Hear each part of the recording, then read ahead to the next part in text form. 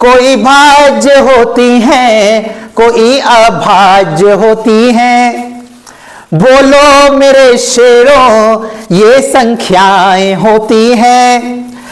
एक और खुद के सिवाय ना पूरा बाट कोई पाया, एक और खुद के सिवाय ना पूरा बाट कोई पाया। ऐसी संख्याएं केवल अभाज्य होती हैं। 11 को हम 1 से पूरा पूरा विभाजित कर सकते हैं। 1 का पहाड़ा में 11 बार पढ़ना पड़ेगा। ठीक इसी प्रकार हम 11 को 11 से भाग कर सकते हैं, 1 बार भाग जाएगा। क्या कोई ऐसा तरीका है कि 11 को हम किसी और अंक से भाग दे दें? नहीं ना। इसलिए 11 एक अभाज्य संख्या है, यानी इसके केवल कितने गुणनखंड हैं? 2। या हम ये भी कह सकते हैं जिस संख्या के केवल 2 गुणनखंड ही होते हैं, हम उसको बड़े प्यार से अभाज्य संख्या कहते हैं। अच्छा सर, तो 2 से ज्यादा हो गए तो क्या होगा?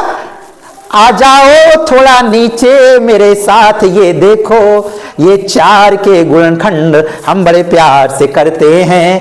देख लो आप, 4 के गुणनखंड 1 होगा, 2 होगा, 4 होगा, यानी 4 को हम 1 से पूरा पूरा विभाजित कर सकते हैं, 2 से भी कर सकते हैं और 4 से भी विभाजित कर सकते हैं।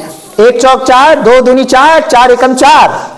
यानी जिस संख्या के 2 से ज्यादा गुणनखंड होते हैं, उस संख्या को हम प्यार से भाज्य संख्या कहते हैं। क्या कहते हैं? भाज्य संख्या। जिस संख्या के 2 से ज्यादा गुणनखंड होते हैं उसे भाज्य संख्या कहते हैं। जिस संख्या के केवल 2 ही गुणनखंड होते हैं उसको हम अभाज्य संख्या कहते हैं। और वो 2 गुणनखंड कौन से होंगे? एक तो वो खुद होगा और एक होगा। समझ में आ गया? अब ये 1 की क्या कहानी है? ये आपने क्या लिख दिया? 1 ना तो भाज्य है और ना ही अभाज्य है। गुरुजी ये कहां से आ गया? ये बच्चों इसलिए आ गया क्योंकि ना तो ये भाज्य संख्या की परिभाषा पूरी कर रहा है, ना अभाज्य संख्या की परिभाषा पूरी कर रहा है।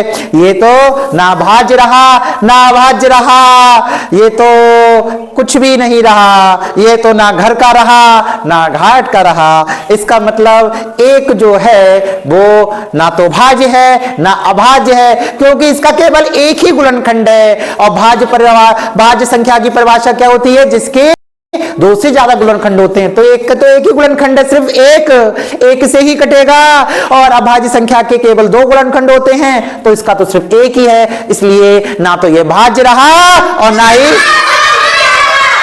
अब बताओ मेरे शेरों, क्या समझ में आ गया?